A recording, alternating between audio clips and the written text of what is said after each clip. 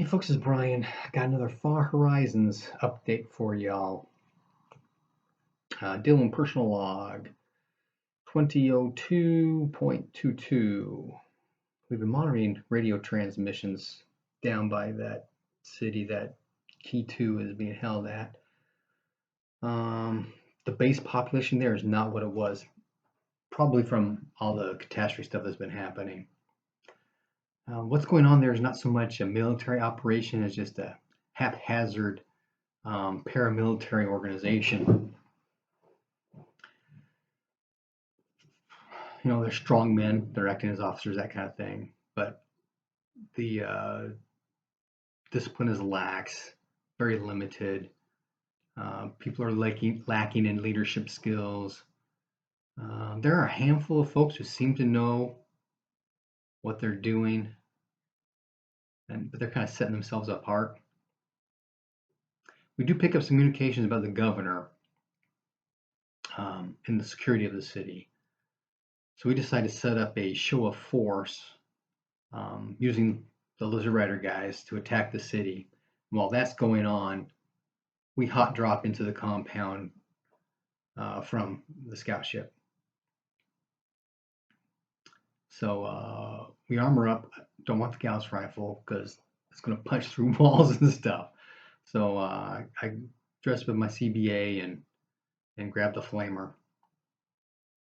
And we head out to find Key 2.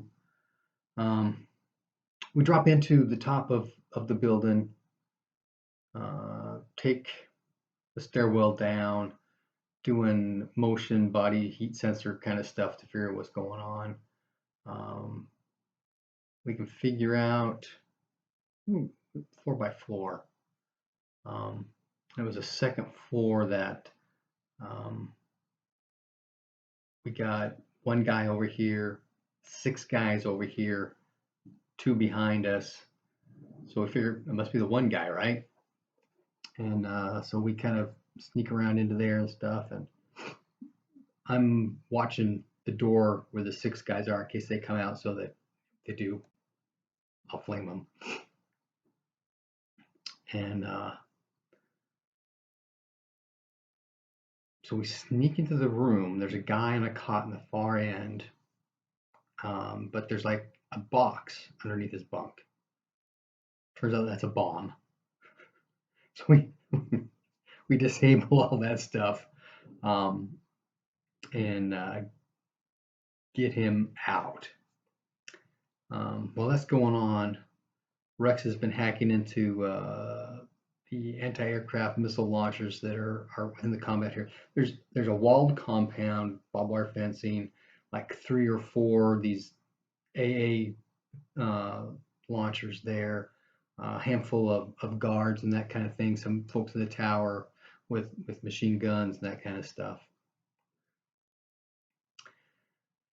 So he hacks into the missile launchers, putting some code that when they start up, it forces a reboot. Gives us time, right? So after that, we call for the scout ship to come by. We all contragrav up to it and take off. We get to the commune, and we find out that Key 2 has cancer, and he's actually being treated for it where they were holding him. When he wakes up, he tells us that the prophecy being pushed by the government is false.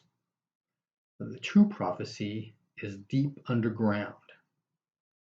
He tells us that the meteor was the first shaking, these bugs coming out is the second shaking, and the sky people destroying the bugs is the third shaking. So that doesn't really fit with other stuff we've seen either, but you know, c'est la vie.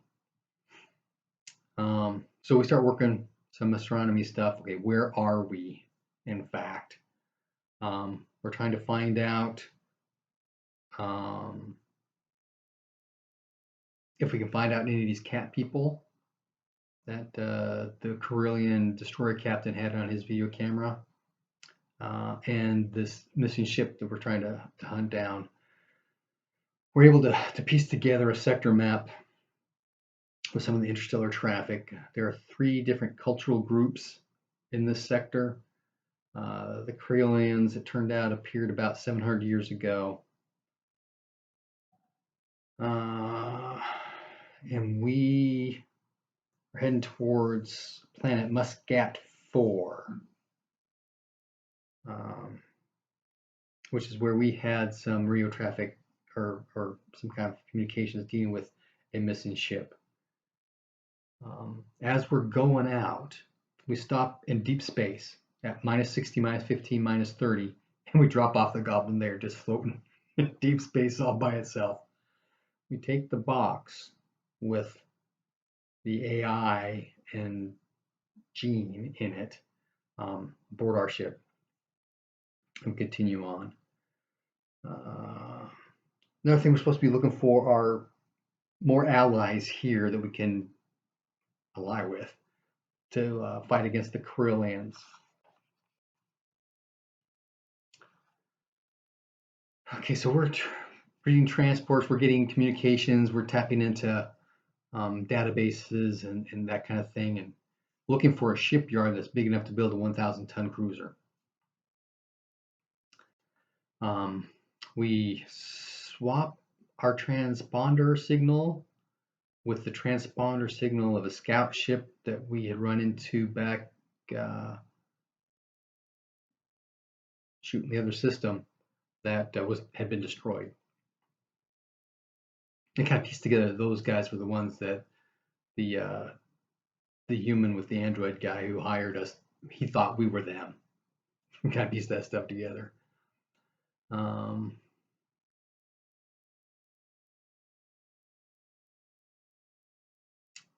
So we decide that our cover is we're going to claim this ship as salvage for that ship that was destroyed. Muscat 4 is an agricultural planet, though it is highly populated. There is here near the starport a boneyard for massive ships, 250,000 tons and higher. It's a Corellian-controlled facility, plus the whole planet is controlled. The whole sector is Corellian controlled, so the law level is 18 plus, which means personal protection is authorized if we're licensed. Blades are pretty much the highest you get within the legal limit. As we dock,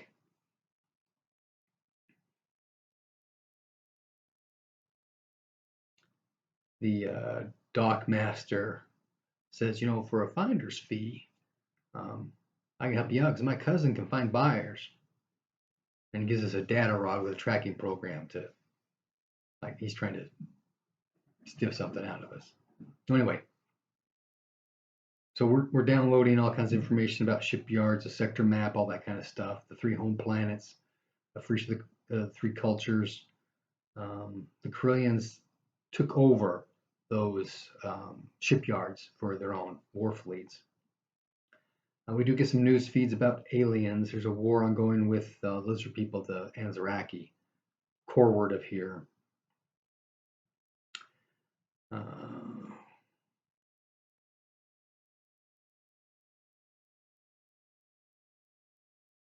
There's some open traffic referencing the Regal, which were those short, fat people that we ran into with the bug planet. Some kind of trade dispute going on over here. And a possible fleet being amassed somewhere out here. Looking for references for the Corellian destroyer captain, his ship, the one with the cat girl. Turns out there was a state funeral for him held on one of the client states where a bunch of people were executed, to celebrate him. There's some planets that may actually have these cat people on that are trailing from this sector.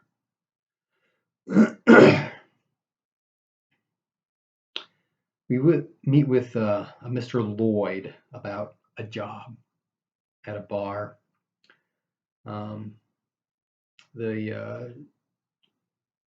The boneyard here is called Yard 17, and he's got someone who was looking for schematics on a particular kind of ship that's out there. They want us to take measurements about the mountings for shield generators and fuel capacity, that kind of stuff, video, pictures, actual measurements, that kind of thing. But he wants to make sure that we avoid all patrols. He gives some rough direction on where the engineering section is. We should have those generator mounts. What they look like, that kind of thing. Get some engineering scans, all that kind of deal. And this is all from a derelict Corellian ship, which is in booth AD 1024. And personal log. Okay, a couple things from this. Talked a little bit about the flamer in one of my other videos, about the narrow beam and wide beam kind of stuff. Another piece of this are our range modifiers. There's a point blank range where you get a bonus to hit.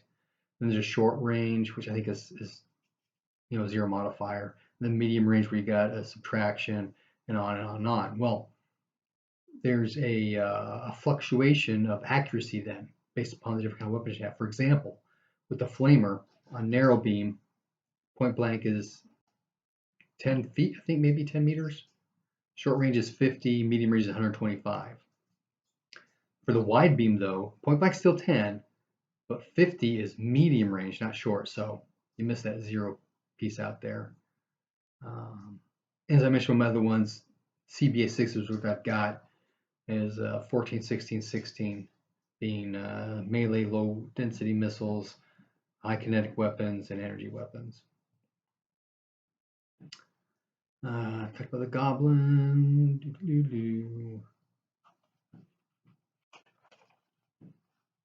Okay, and that pretty much covers it up for this episode. Happy gaming.